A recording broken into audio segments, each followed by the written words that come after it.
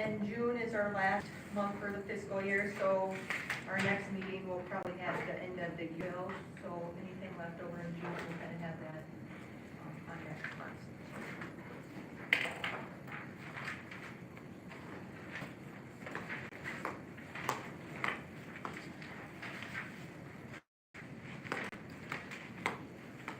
Was there,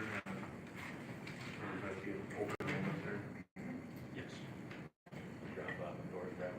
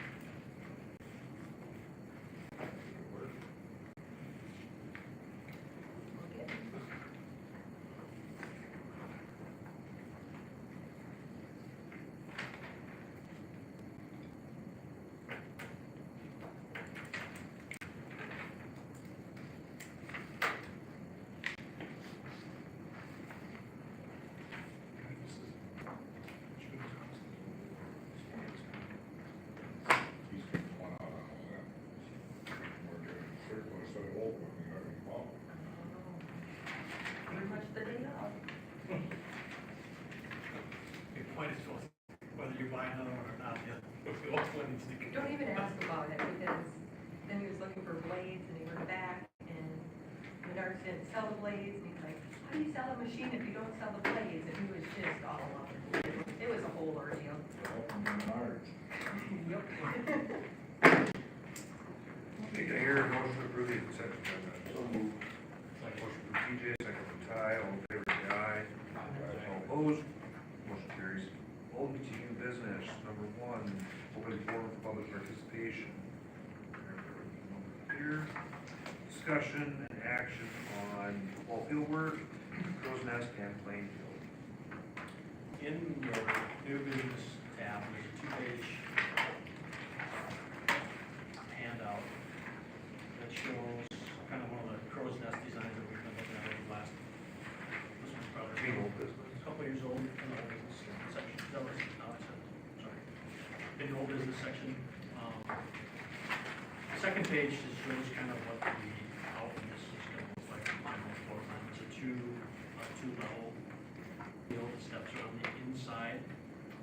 So if you look at the second page, it's not the front and back view. If you look at the second page, the image to the right is the lower level, the bottom floor, and the left is the top level. You might notice that the bottom is 2 feet shorter than the top, the little overhang, which kind of correlates to what you look at on the front page as far as the rendering scope.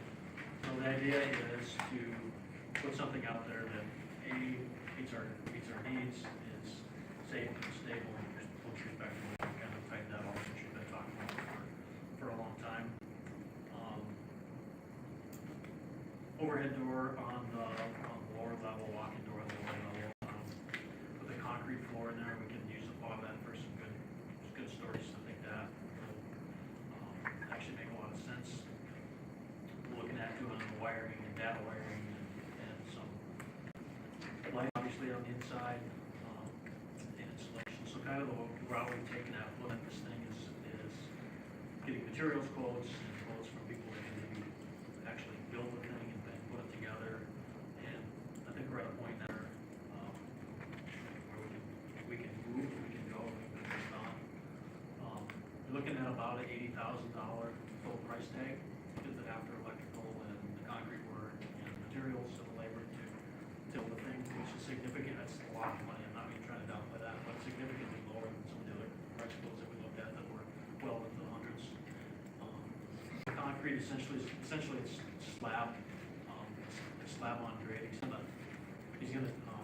drill in 4-foot pillars, fill those, so it'll be below the frost line as far as trying to keep it from shifting and moving.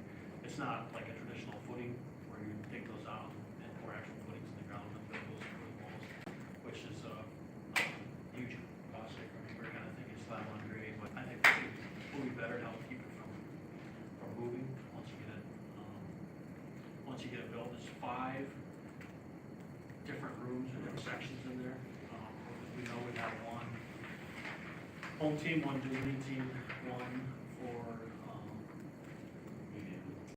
scoreboard, your scorekeepers, your officials, and then one for media, 1 or 2 for media. And I know there's some talk about trying to raffle one off or rent one off for some members of the public, and we can do that too. I think we have the space in here to do that. So this is a little bit deeper than the one that's there. It's obviously quite a bit longer than the ones there. When you leave tonight, if you wanna take a peek at if you drive by that way, there's some flags out there. They kind of mark where the corners of the building will be, some white flags centered on the field between these light poles. The size of what we have now as far as depth goes is basically, if you look at this what I would call this skinny booth there right next to the stairway, it's about 7.5 or so feet deep. That's what we have now. So the others, that one gets taken up a little bit with the stairwell coming up in there, but the others will be about 3 feet deeper. And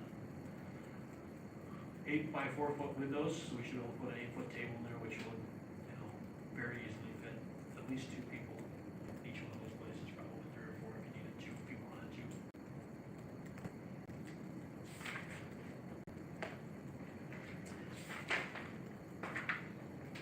Idea would be to build it right where the current one is, take it down and build right on the same spot. And we talked about back and forth about what side put it on, put it behind the bleachers, and we can go back and forth about that all day. We got issues with the sun, you lose some practice space.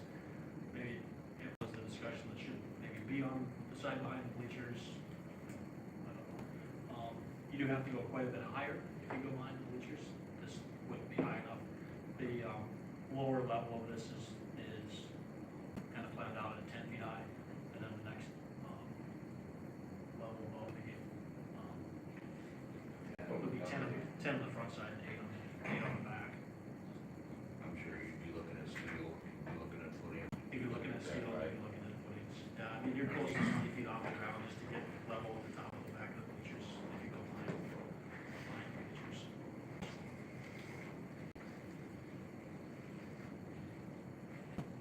The local contractor that's kind of provided us for both concrete work and construction and demolition of what we have out there in construction that we're doing. Demolition should be low. What's that? The demolition should be low. Yeah, it shouldn't take too much. Well, We're gonna auction off the old one, who wants it in their backyard? there will be more to it than a person thinks. I don't know how deep those posts go into the ground and stuff, but to get them all out, tipping something over on the track, and you won't be able to be careful with that and stuff, so I think. No way. I mean, we've been hoping for a few years that it would just maybe tip over, but no such luck. Ty, you want me to talk about what's kind of some of the conversations in the community about the naming and Yeah, I don't know if you guys seen on Facebook too, me and Joe talked to Trade Fleece a little bit about possibly having a suite or the whole crow's nest possibly named after T.J. Johnson Memorial Committee. One idea was if there was a suite named after him, raffle it off, maybe have his old jersey hung up there. He was really big into football and track, has some records here I think too for the track team. Way to get some money back possibly towards the project too by selling raffle tickets for that suite. But yeah, Trey, talked to him today. I think he's up to about 50,000 now on donations for that. So a good portion of this is going to be paid by that. So whether we decide to maybe put the suite in his name or the whole thing in his name, up to you guys. Think about that, I guess. But there's some old colleagues of him, old teammates that are donating. I would say maybe just one suite. Homer Nelson was the announcer. Homer Nelson press box or something up there too, or Yeah. he did that forever. Yeah. Oh, they get 50,000 And they might get more by the end of it, you know, it's just kind of hit the iceberg there, maybe with some people, so. Still kind of. Yeah, it's not like TJ, kind of way, just kind of Yeah, free thing. yeah. Couple suns coming up, yeah, the school system. Mm-hmm. Should have been here, so different kind of deal than a normal memorial. Yeah.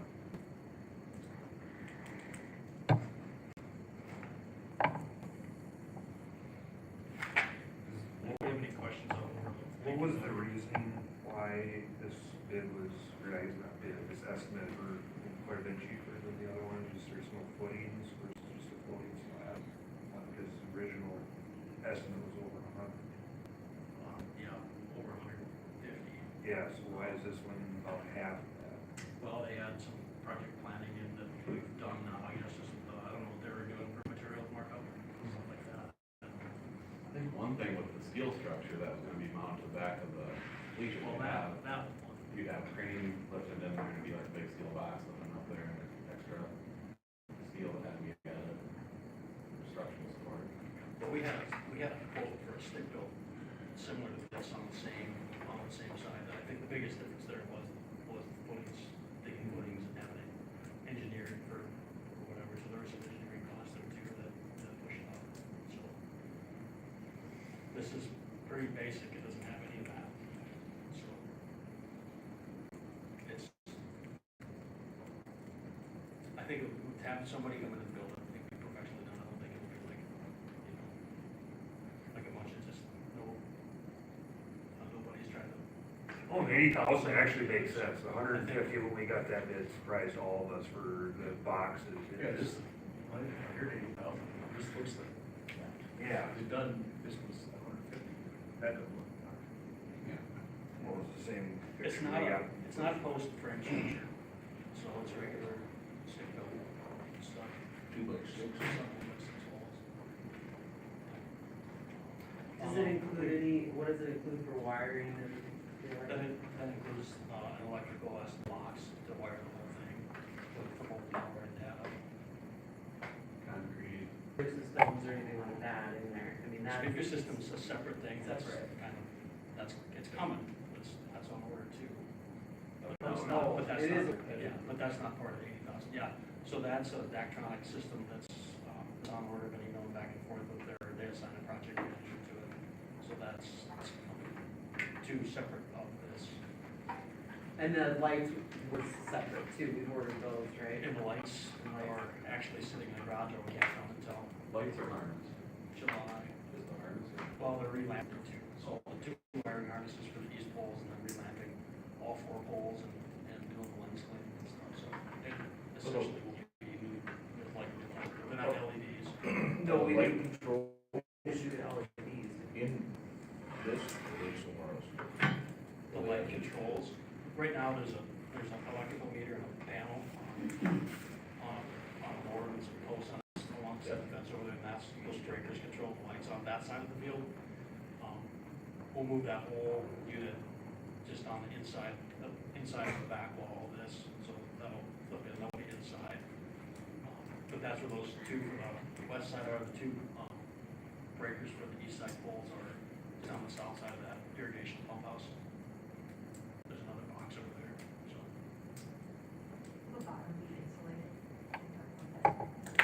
Underneath, well, it kind of depends on, where we end up with some, like in-kind donations and things I like was just that. thinking storage. One of the things that we talked about, and I talked with, Ring Neck is the company we're looking at, building, they did the concrete workforce and stuff out here last year, did a really good job with it all. But I talked to him this morning about a few things, and one of them was, I got to thinking, maybe, you know, since this is a pretty basic mock-up, and pretty basic design, if we should leave that all open and not dam off any of the walls or anything until we get through the season to find out if we have all the outlets in the right places, or if we missed one, we want to put one somewhere else, so we don't have everything all closed up, and it just makes it a lot harder to do that. If we get through a season, and actually wish we had a data box here, it'd be pretty easy to put it in at that point before you insulate it, close it all in, and So is this gonna be heated then for the press then, or no? I haven't, figured in, separate circuits for wiring in each of the boxes to potentially plug in like an electric.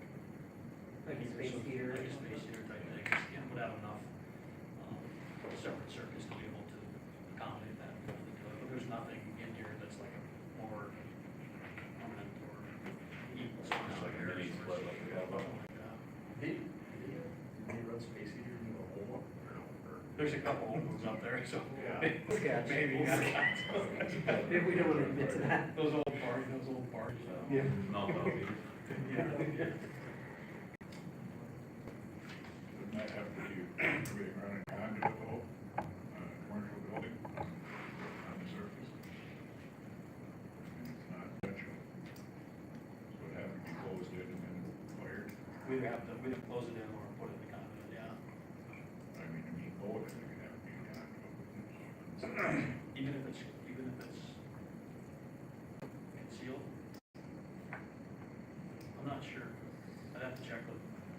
I know part of his quote was a state inspection fee, so I'll have to do everything on the up and up that way. Well, I'm sure Gary's knows what it is, so, yeah. I just got a tour last Monday of the new water town facility, so I got a lot of ideas. Oh, okay. Did they send you with any other extra cash? 15 million is all.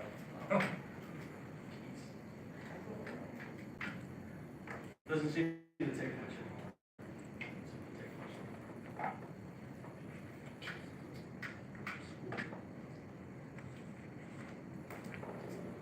Any other thoughts or questions?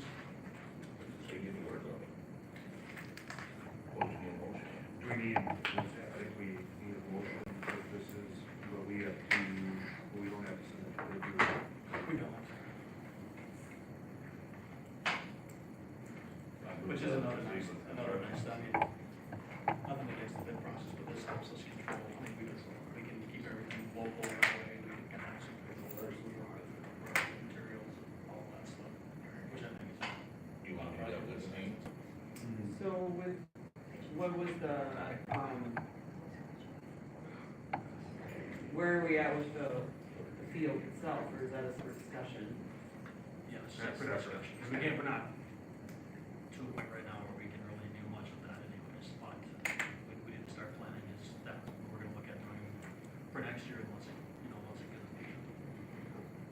So I guess, in my opinion, my suggestion would be, that this needs to be done, I think, one way or the other. Oh, it regardless makes of what we sense. do with the field. So I think we move with this, and then we figure out what direction we're gonna take with the field, kind of as a separate thing. I think no matter what you do with the field like this, we've kind of made it very clear that we think our existing crow's nest is a liability issue and all those things. And it's never gonna get any cheaper, that's like with anything. Like you said, it's not management, I think it'll be getting nice. Well, I think it's really encouraging the communities come out with the donations that they have so far. That's incredible, Really nice. because, I think we had preliminary budget, we were looking at, 125, something like that, we got built in for this, and so it's just coming out for less than that, and if we get a big chunk of it paid for, people are excited about it, that's. Pretty awesome, but between this and the weight room, how much total money has been donated? That was over 100,000, yeah. That's pretty good.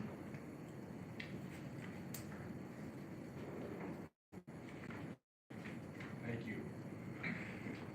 And then the budget for the field then, do you have so much allowed for this next fiscal year and the next one following that then?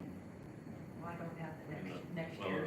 that's preliminary. But, yeah, so with the prelim, so when we talked last month, it was approximately around 200.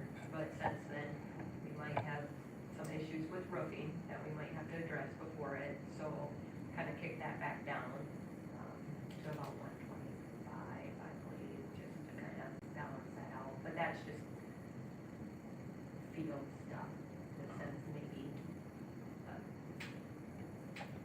So, so the idea was, put some money actually in the capital outlay reserve in this fiscal year for field work. And the next year, knowing that there will be more that needs to come out of fiscal year 2027. So, think next spring, May, June is fiscal year 26, that's this fiscal year, and then you start getting into July and August,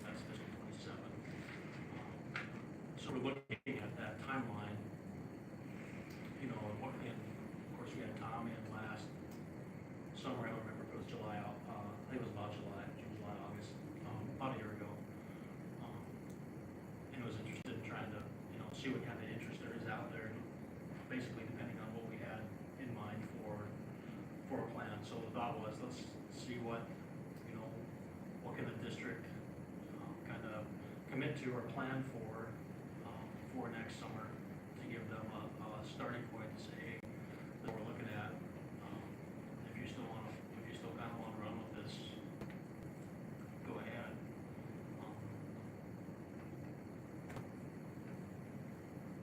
And see what happens, I guess, I don't know. So this coming fiscal year, we're down to 125, is that? About $125,000, and that's, yeah, that earmark that. Yeah. And that's next year, you don't know what you earmark until you see what needs to get Yeah. taken care of this year, of course. See what happens this year. Yeah. Now, 125, that's, what does that all include then?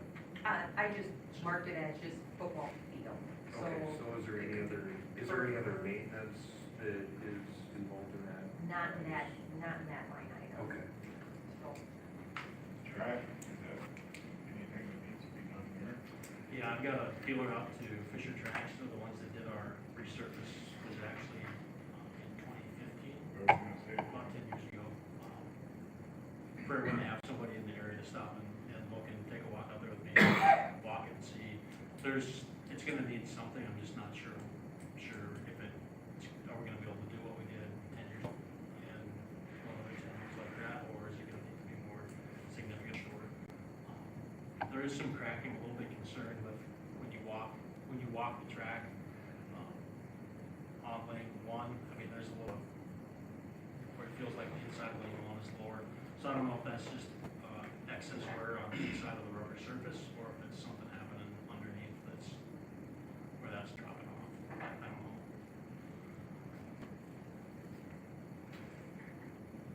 And I think that's a good question too, when you start doing field work and dirt work there, what can be done without wrecking the track and getting that all coordinated together, so you don't put money into a track and then do a field or, yourself into having to do a track if you don't want to by doing field work. Would you reach out to for dirt? Like if we would just grass seed it or sod it, did they ever get back to you? No, well, this, no, it should say, but yeah. I don't remember which one I talked to.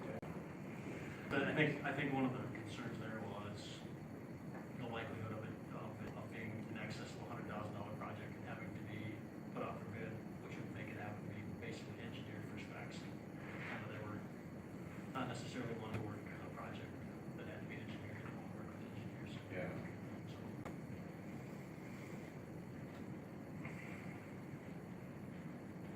Chuck and Trent, they did theirs 2 years ago. See what and they did sod, right? They didn't see the base. Webster was seeded, and they couldn't play on it for a year. And if so it sodded it, they played on it, and it was in good shape then. Let's go back to it. Something. Here's I can tell they just brought in some, like dirt sand mixture and spread it over some areas that were rough and bumpy, and then didn't see it. They had quite a mess early this spring. It's probably coming good by now, but I mean, grass had a chance to come up by then, and the money pulled it, the whole field was money. But I think that's all they did really. When was the track replaced?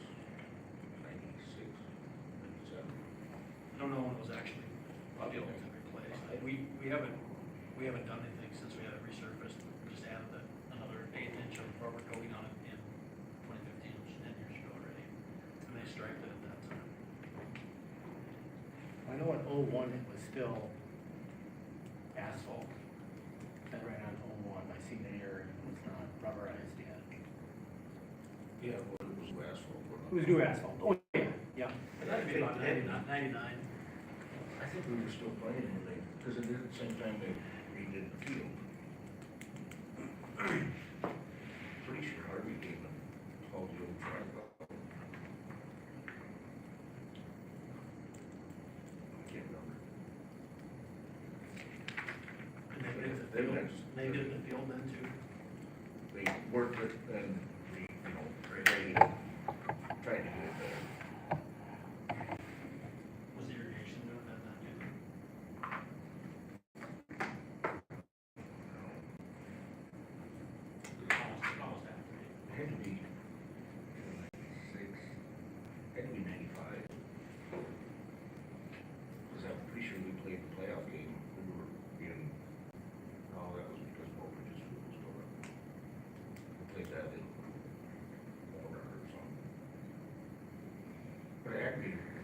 that time. I don't know how long an asphalt track will last, but that's gotta be 30-some years old. Water table issues with big swans, you know, makes it move, you get cracks in it. And that's where that's what the money's at too, because the resurfacing the rubber and painting it is cheap compared to what it would be if you upgraded to anything more than that.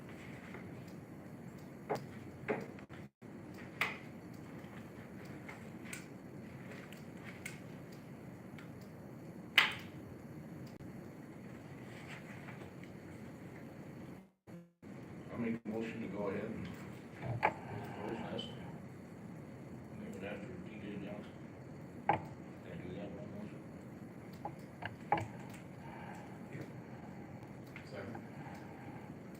Motion from TJ Harder and a second from Ty Police to go ahead with the Crow's Nest project and name it after TJ Johnson. Can I hear, can I hear, all in favor, say aye. Aye. All opposed? Nay, due to the name at this time. Motion passes.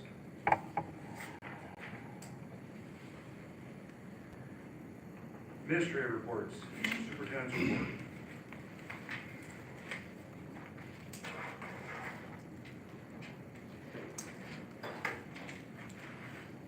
A couple things for you. The first one is a little bit of good news, which is always nice to see. The school district of South Dakota SSD, every year they do what they call Little Red Schoolhouse Award. And it can be for different school projects and things that are going on. Mississippi should have put together a nomination form and nominated our school district for the health science simulation. And it goes to a committee and they vote on all the different projects that have been submitted, and we won.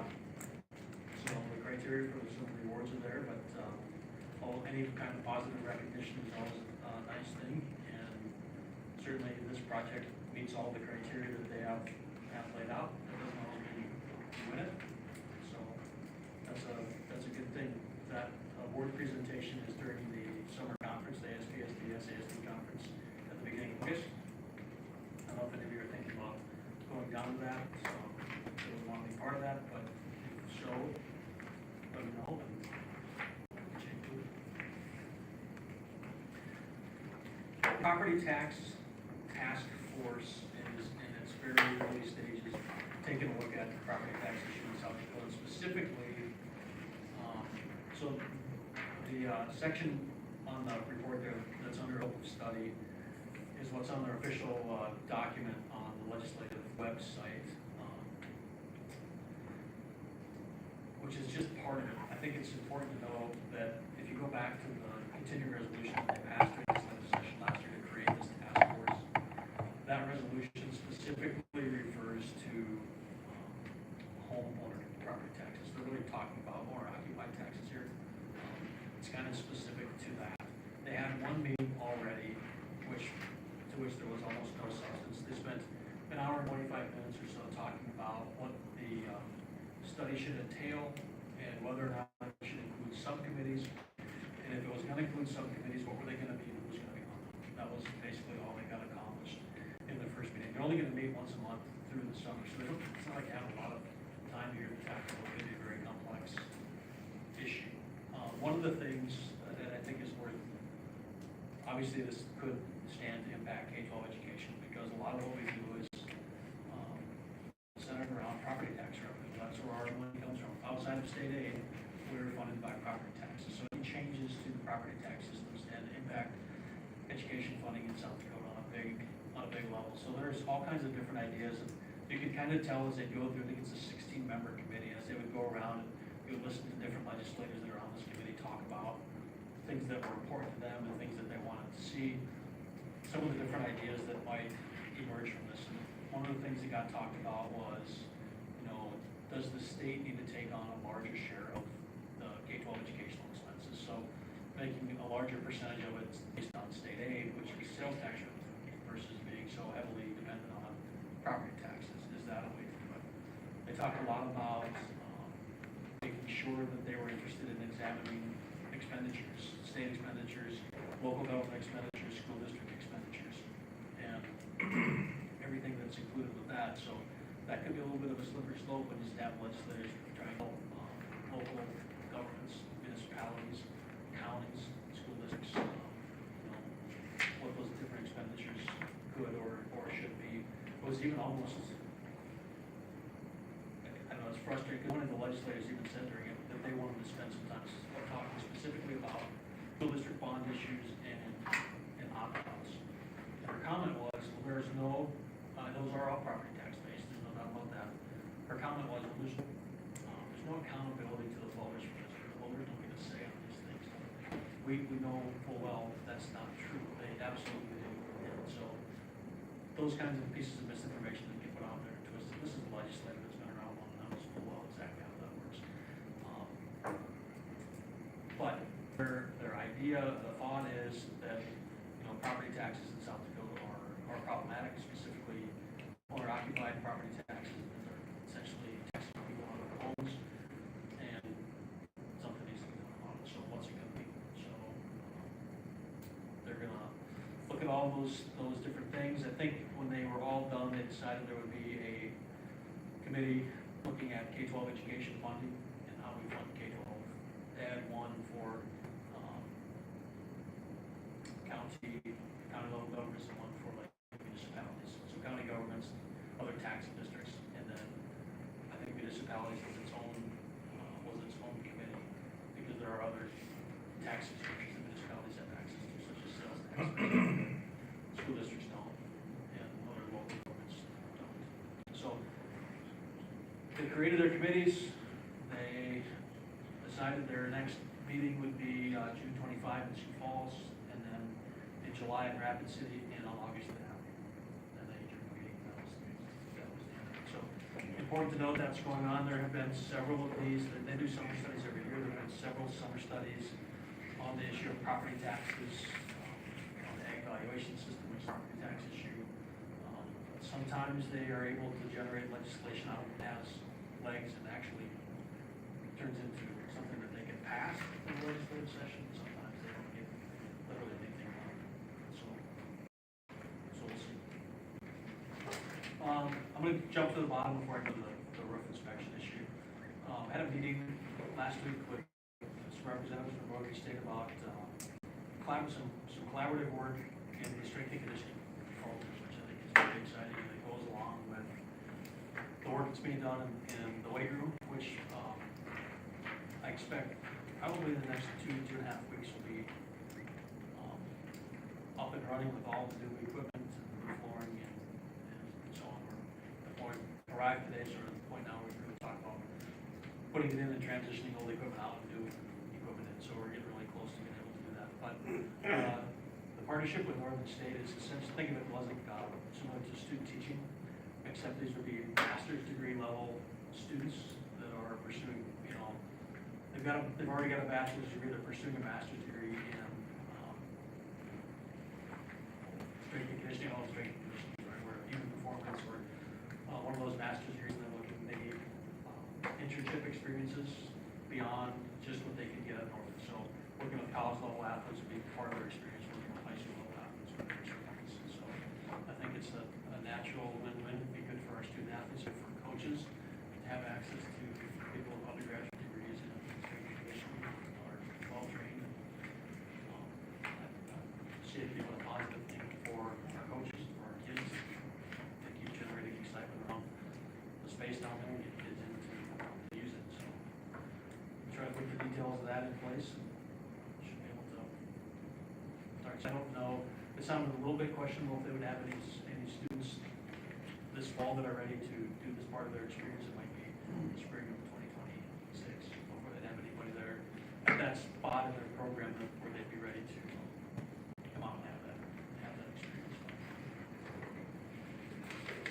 The next page behind that is just the page printed from the Legislative Research Council, the Property Tax Task Force. It shows who the members are, their vice chair, what their official scope of studies. The next page after that is a summary of the roof inspection that we had done, I believe it was last fall, when you approved, that action done by IRS out of Sioux Falls. They came out early this spring and did that, and kind of goes back. And this is kind of how it breaks down. If you remember from a couple of years ago when we had this done, they have different categories of repairs, what they call category A repairs, category B repairs, category C repairs, and so on. The category A repairs are those that they feel need to be done right away, and all of these they have listed under category priority A. Repairs, obviously, much more significant, work at the middle school, high school compared to the elementary, but should be expected because we've just re-roofed the elementary, everything within the last few years. So where this needs to go now is, I need to share this with, and these prices, by the way, are ARS's proposal to fix what they found in their inspection. So at the very least, we've run it by Hub City Roofing for a competitive quote on what it would cost to do the same repairs. They don't obviously have to travel from Sioux Falls, but the other thing most of those elementary issues should still be warranty type issues, so make sure we get those taken care of there. I don't know if this makes sense, but at $11,240 on the top line, that's a subtotal for suggested repairs at the elementary. The middle school and high school is $78,000 in repairs, which most of it is that 1969 gym, and that was tentatively scheduled for a re-roof this summer. We held off on putting that out for bids, not knowing what the long-term plan is with that gym, knowing that a re-roof is probably gonna push you into the 300,000, 350, 375 to get that re-roof, and not wanting to stick that kind of money into a roof if you're not tied to that building long-term. So the 33,000 roof, what really needs to be done is there's a seam that runs around the perimeter up there where we had fixed this several years ago where the initial roof membrane shrunk, and we put a piece in there, but that seam is failing, the seam is coming apart, it needs to be reseamed. That's a significant amount of work, that's why it costs so much money. However, if you look at the bottom, they also give you kind of what they think or estimated remaining lifespan or service life of these roofs. Even if we do the repairs, that gym is, we're maybe getting another 5 years out of it, that gym roof. So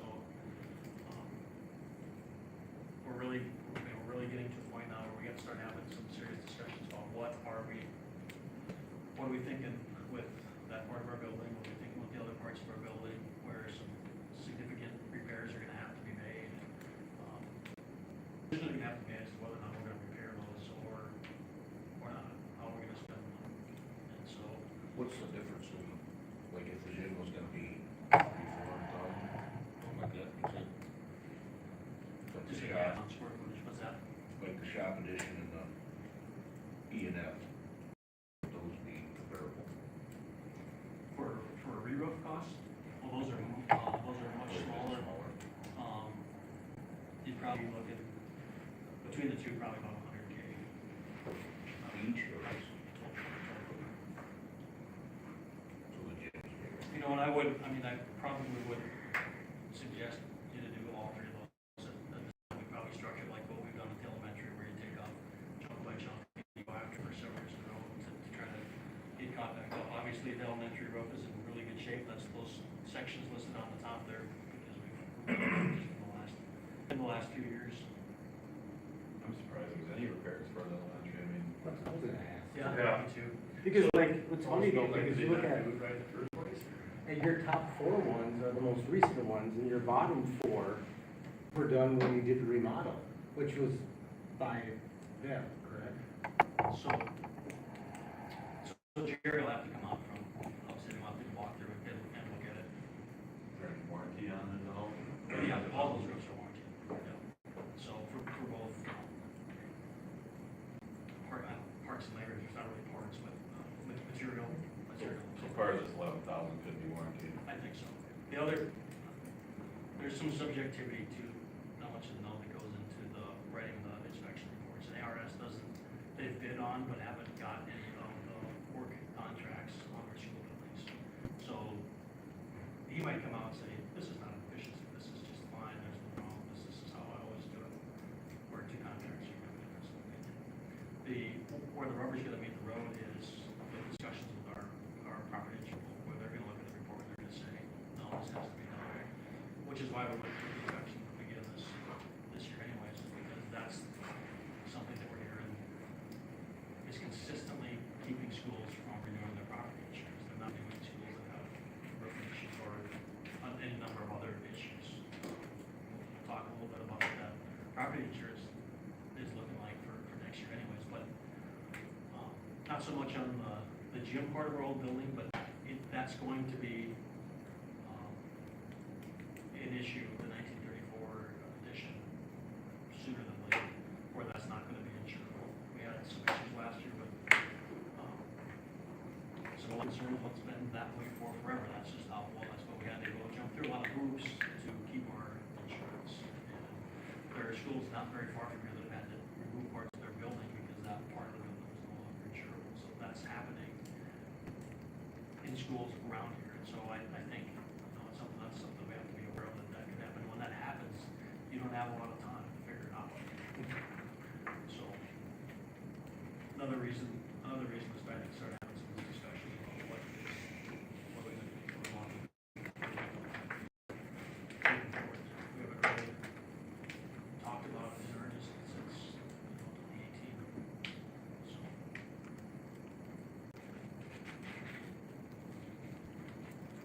But insurability at the time wasn't an issue. Insurability was not an issue at the time. No. That was, I think it was just before some of the big, the big weather events and things that have happened across the country that have caused these property insurance companies to, have to increase premiums crazy, insurance to all of them. And a lot of it's that reason why. And then there aren't really companies that write schools, so they can have a little bit of a corner on the market. If we're gonna insure you, this is what you're gonna do. When the deductibles, the wind deductibles on roofs, Just keeps going. it's now 75,000 per roof. Yep. It's, Plus the 1%, and the other thing too, it's per roof, so you look at how many roofs we do have in our district. I mean, we've got elementary, we got, just within this little area, we have to get hail, I mean, so we're doing each building. And then she also stated that when people start building on different sections to existing buildings, they're gonna consider that almost a different roof as well. So that all starts to play in the factor of insurance. The other thing she stated too is we didn't have anything that we had to adjust this year, but to take note of sprinkler systems. So we have one in the elementary, but we don't have automatic ones here. So she goes, you're insurable, but she goes, I can see in the future how that could become an issue too. And there'd be absolutely no way we could install one in this building. you wouldn't want to know what that would cost to try to put that. It would be horrendous. So like, just those things, kind of looking at foresight of like, what is our goal, what is our plan? Even just looking at roofing, one building or multiple buildings, like all of that kind of comes into play, even with insurance, so. Because if they don't insure, they're gonna say, well, we can't insure you for the 1934 building, they can't insure you for anything that's on this property. Correct. Right. If we're connected to anything, they won't insure it. So that's an existing school. They kind of had the same, we said, what if we just shut that down, we don't use it, we take up the electrical? No, it's still connected. So we can try that out too.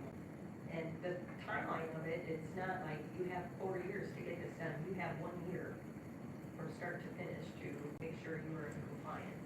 If not, there is, I don't know, you tried a different agency for insurance. My agent, she tried a couple different ones that would be separated. One of them kicked us out right away because of our not having a sprinkler, so they didn't even want to quote. So, I mean, you're pretty limited. If you don't have insurance, you're not running a building. So right now, there's really only one company that will insure us. Correct.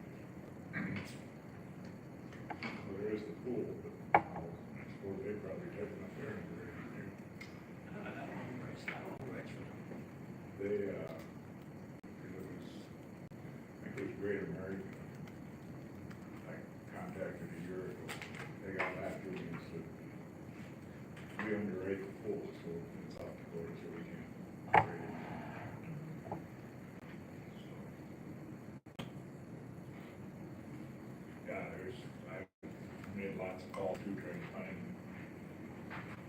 all being driven by the reinsurance market, it's not the companies, it's the reinsurance market, so everything. It's the catastrophic weather events that are with millions and billions of dollars worth of claims. All the reinsurance companies are paying out that. Companies, like one company I write for, their deductible per occurrence on a storm event with their reinsurance went from 10 million to 40 million. So they're on the hook for the first 40 million of the storm versus 10 million. So how do they make that up?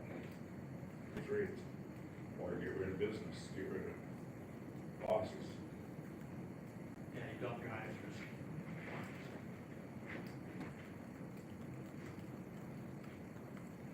So that's what if you want to see the full, they do it, ARS does a fantastic job, in my opinion, of coming out, and they're very thorough. This is the reports on the roofs, and they take photos, and everything's laid out very well. It's worth $2,000 or so that we pay to have them come do that every few years. But if you're interested in looking at them, I have that here. Do that. This is just a summary of what the dollar and cents. Could this be an email form? Yes, I believe I do have an email. I can do that. It'd just be nice to see what they're trying to point out on like the elementary road, like. A lot of it had to do with the seams between where the pods are connected, and how it's just funky, it's just weird. And so several of the issues at the elementary road have to do with how they have those seams. When Hub City comes out, they would check what they quote for repairs, and also look to see if there's any other repairs that they missed.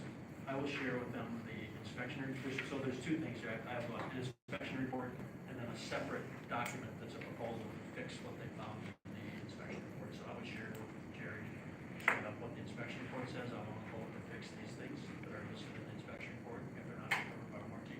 I will share with their amounts. And so that's the more competitive type of thing. Or make sure we fix whatever is broken before it goes up. Yeah. How much longer is the warranty good? They're 20-year warranties on almost all of them. So we're good. Awesome.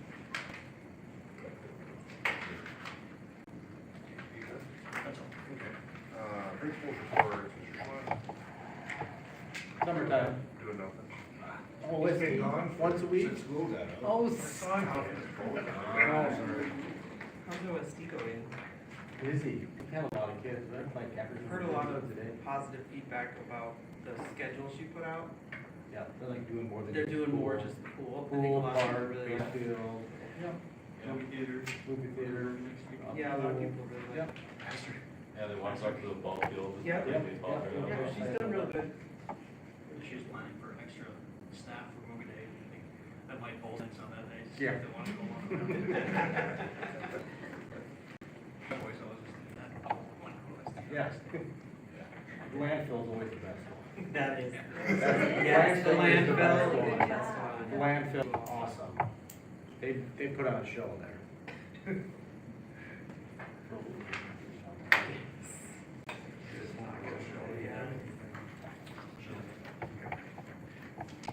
Yeah, this man, Okay, just kind of continuing with our PMC insurance, so I did send it out with our board packet. This is gonna be our renewal, like I said, we're good for our renewal, we didn't have to adjust anything. We are up about 9% increase. The largest one we had was obviously property, went from about 105,000 to 117. Overall, she was saying she saw rate increases between 12 and 10%. So it's nice not to be on the higher end, but 9% still 9%. On the second page after your quote, she did just do a kind of a summarized notes for you. So if you want to kind of take a look at them, kind of breaks down everything that's covered. A couple things to kind of keep in mind too, like when you start doing projects like the crow's nest, like obviously those things will be updated in into our insurance.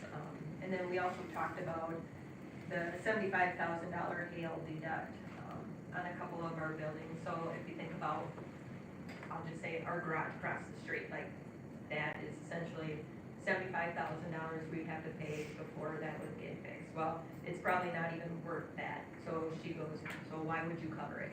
Well, the other side of it would be the liability portion. So if somebody got injured over there or anything happened, it's good to keep that area covered as well. So,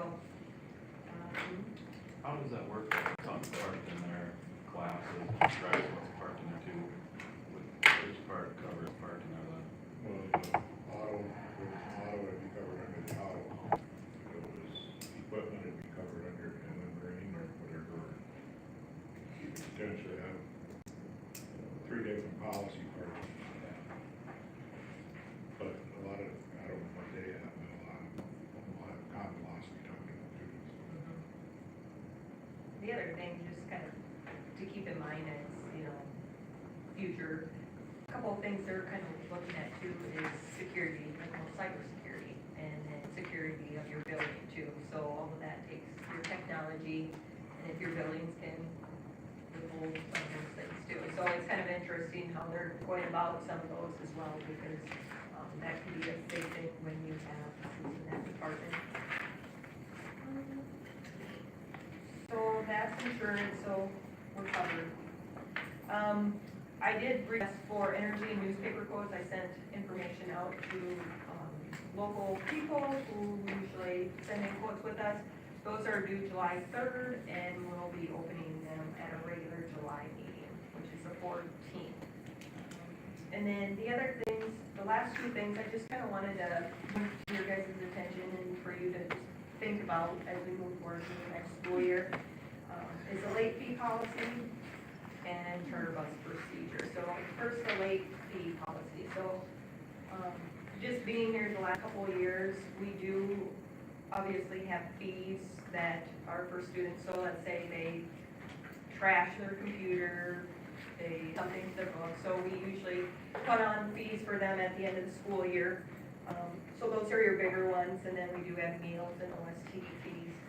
I kind of noticed we kind of have a running tally that's old, and really to get that money back is really hard because there's really no teeth in the game. We send a letter, and we send a letter, and we send a letter, and nothing really happens. So I was thinking about implementing this late fee policy, which would be a 2.5% late fee after the end of the school year. So there wouldn't be any late fees put on during the school year. Let's say, I'm going to use an example, a lunch bill. So let's say if I'm negative $50 this month and I didn't get it paid until 2 months, I'm not going to put a late fee on it. But come the end of the school year, whatever, May 21st, kind of give them a grace period.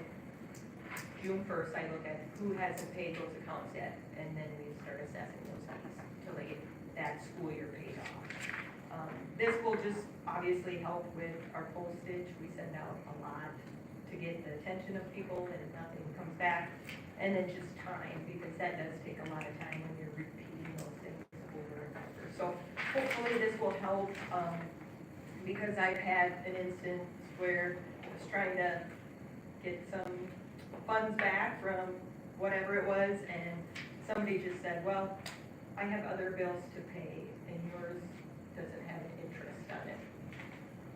True that. So we're always the last bill to get paid. How much would you say we have receivables that are 6 months old? For our, Or I guess any period of time? food service, we've been doing really well this year. I think using online services, credit card has helped. We do just have a few stragglers in there. I would say the biggest thing this will help with are those fees for like computers and books and things like that, that we just have a very hard time getting back. I have done some small claims this year, but really, for instance, like if a computer got trashed, $300, that's hard to take to small claims. Like, I mean, that's maybe not enough money to do that with the interest that our attorney charges for those things, but maybe this 2.5% interest will be a little better. And on the flip side too, for whoever's on the other side, like, you're paying a lot of fees once it goes to small claims. You're not just paying the $1,000 you owe, it's that and then some. So hopefully this will help. We always do work with people, so if they are in some financial need, like, we'll set up payment plans. It's not like we won't do that, it's just communicating that you're willing to do that and making an attempt. Even if it's $5 a month, you're making an attempt to pay off that, is the biggest thing. So just kind of think about it. I did put in what the process would look like and how that would look on that page. The second one is charter bus reimbursements for school activities. This just kind of seems like it's always a hard one when it comes up because there's just so many factors in it. So I just really want to have a solid baseline to go to. So if we have different activities that want to do a charter bus, we can always go to this procedure and they know exactly what's going on. So right now, I would say currently, we do have an activities chart that we kind of go through every year to see the expenses that incurred the previous year and what it would cost to, for us to take a bus there, like a regular school bus and a driver. And then we would kind of put that towards charter bus expenses with the agreement of our superintendent. This kind of puts in perspective of everything that is needed in order to do it. So minimum distance requirements, that wasn't ever put in before, 200 miles. So that is about, we want to say, Sioux Falls, like anything past beyond that is a good indication, like Harrisburg. The travel must be deemed necessary and essential by the superintendent, and then they have to have justification of why the bus is needed. The other biggest thing is the conditions to be met. The school will only contribute $1,000 towards the total charter bus. So this was kind of the big thing because it was always like, we're going to XYZ, how much will the school reimburse us for? It's just kind of all over the place. Where this $1,000 would be kind of, we would follow on that activity chart for those kind of miles. So I think it would just help activities or groups know, like, hey, if we get this approved, we're only getting $1,000 from the school. Like, so they always have that number in mind. And then the rest just kind of goes through the approval process, pretty similar of what they kind of do already. So nothing's changed there. So just kind of the indication of like the mileage and then how much we actually reimburse for those things.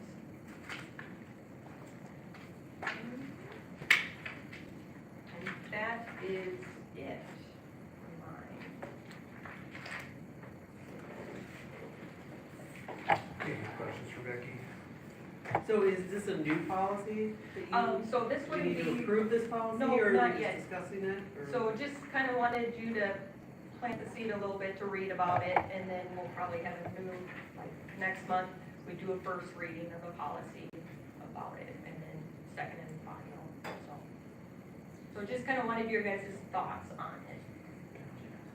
Hello, school bus, under full requirements. They do, and I think this So will we be did buy the bus with intent for activities, correct? correct, so this. Is that gonna change some of the need for a charter bus? I think maybe in the fall seasons it will because of the air conditioning. That would be, Well, then we get the better seats. yeah. But they don't. Yeah. I know.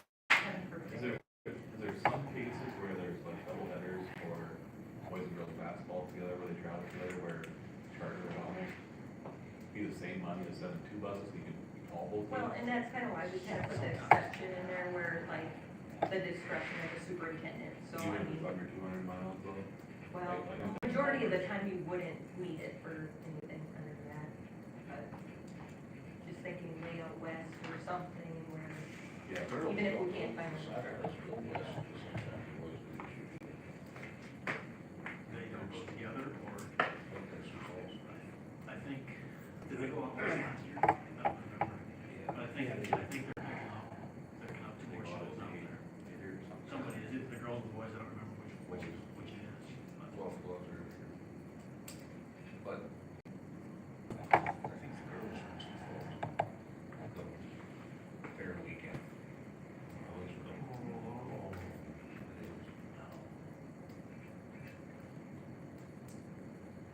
keep full schedules for signers. It's a challenge, travels. That sounds like he is playing too, so. Good for you. Get an oil change. Yeah. Whatever you want.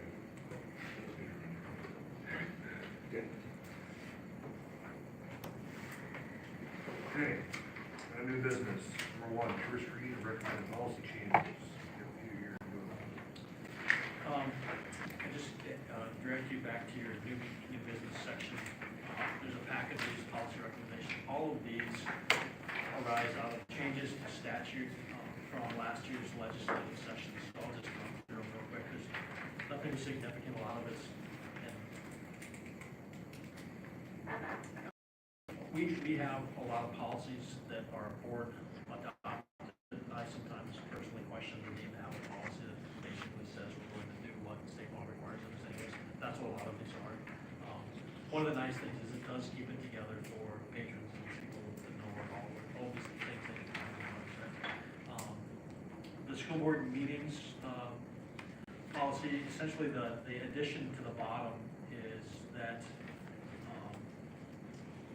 specifically talks about public comment and whether or not it's required at a meeting held solely for the purpose of executive session or an inauguration of school board members. So if you're doing only one of those two things, you don't have to have the open for public participation. If you're having a meeting for anything else, you do have to have it. But let's say, for example, our negotiations meeting with staff, that's an official school board meeting because there's a forum here, we're doing school business. The only purpose of that meeting is to have an executive session and negotiations. Well, without this, we essentially have to have time for open forum. So you could, in theory, have somebody show up at your meeting, half a dozen people, and spend an hour of your time doing open forum just to get to the executive session.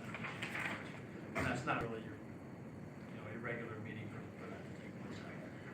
The other part is now, the state has passed a requirement that once a year, so for us, I envision it being during our annual in July, we have to go over the open meeting law requirements. And we're supposed to use specific brochure developed by the South Dakota Attorney General's office, which I don't think we've done yet. In fact, if you look at the very bottom of the page, to the SDCL, the codified law that this will be in isn't even officially there yet because the codified law is not codified yet until July 1. So, but that's coming. So we'll have to do that. We have to notate it in our minutes that we've done, and that has to be done every year. So that's the minutes policy, which requires to put that annual training in for minutes. The facilities capitalization program policy amendment, just that second paragraph there that's in bold is new language. And it specifies the days that you can have a capital outlay certificate vote or a bond vote. So they sort of restricted school boards on when that can be done. The special education and related services policy was sorely out of date. We just needed some changes there to bring things into modern standards in terms of how we refer to students with disabilities. On the second part of that page, that's new statute this year that essentially deals with the Ellsworth Air Force Base area and how much time the school district has to adopt or amend a 504 plan or an IEP for a family that's moved in whose parents are in the services. So specifically requires that. I would have argued during legislative session that we're already required to meet those timelines, but they felt like they wanted to do that for our service minimum, and so they went ahead and did that. The next two policies, the public complaints about curriculum and libraries material selection and adoption, really has been an ongoing discussion. Those policies are not that old.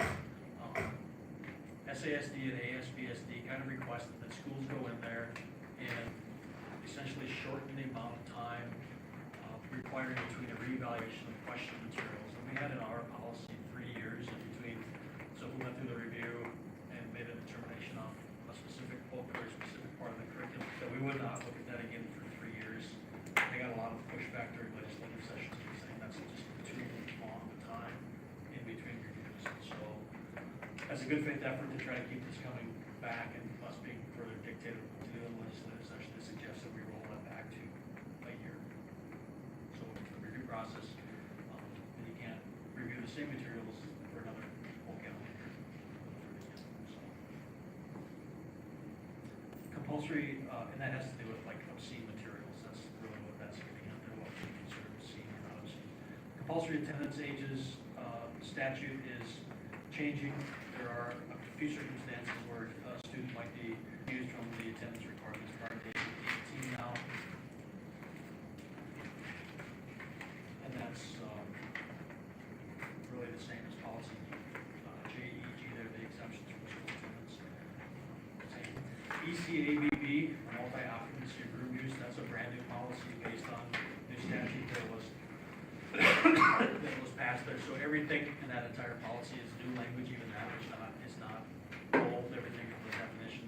What a multi-occupancy room is, basically, you can't have a hotel room, for example, where you've got biological boys and biological females in the same room, bathrooms, changing rooms, locker rooms, those kind of things are provided in the policy. And then IKFB, graduation ceremony decoration, they've added now, that students who are enlisted in the National Guard or branch of the military can wear uniforms that are issued to them by that branch of the military. So that actually had an emergency clause on it, which meant that it was in effect right away. So then we have a student that got to wear her honor cords for the Guard for graduation this year.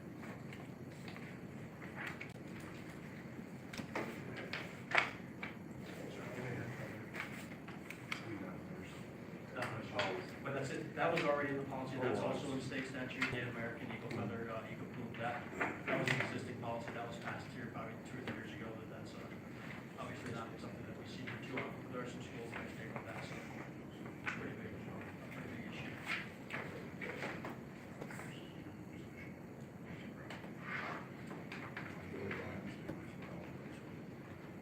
Okay, anything else? Any questions for Joe? Okay, number 2, approve renewal of property liability insurance with EMC Insurance.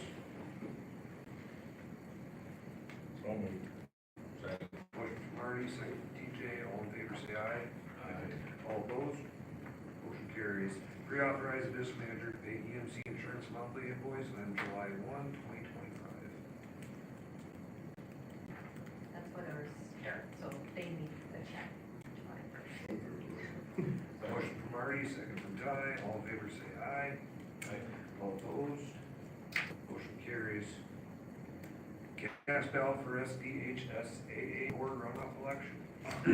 The way we voted on kind of a list of these last month, the way they worked, if you don't get a 50% majority in any category, then they put it on for fraud, which is, this is the East River at-large principal position. There were a whole list of them. This is actually the one that we voted for Shelby on. This one she was up for. So they've taken down to the top 2 vote getters and put it out for us to re-vote on. So the 2 finalists are Brittany Iden, the secondary principal from Course Stickney, and Ryan Rollinger, the secondary principal at Harrisburg. And Ryan is on serving a partial term right now. It's been a year and a half or so, but just a year. Just one. He's the Division I principal right now, finishing out term Mike Daly from Rapid City, Michigan, or Rapid City Central.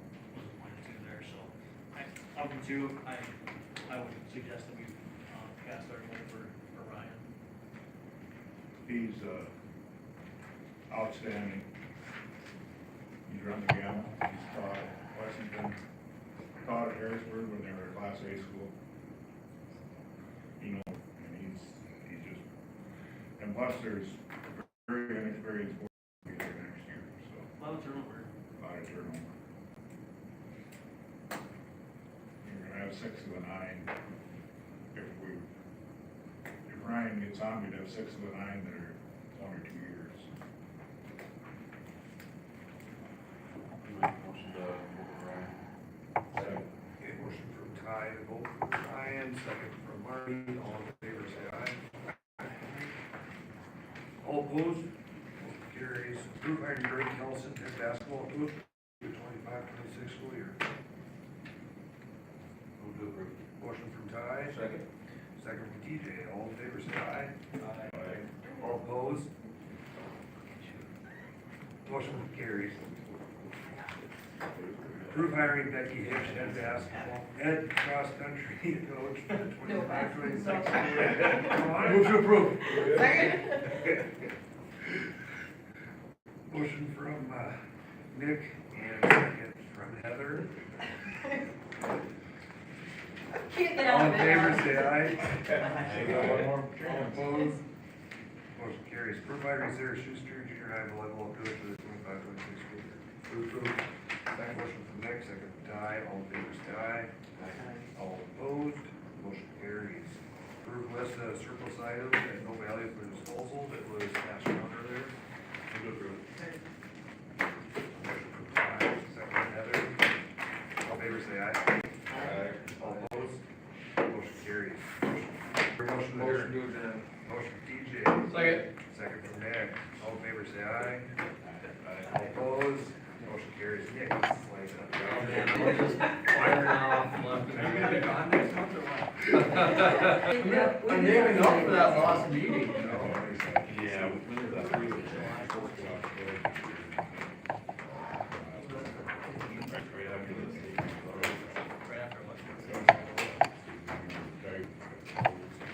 Right after this. So thankful.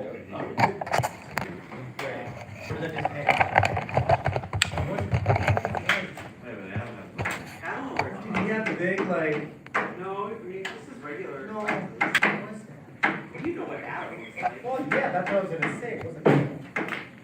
Who else did that last night?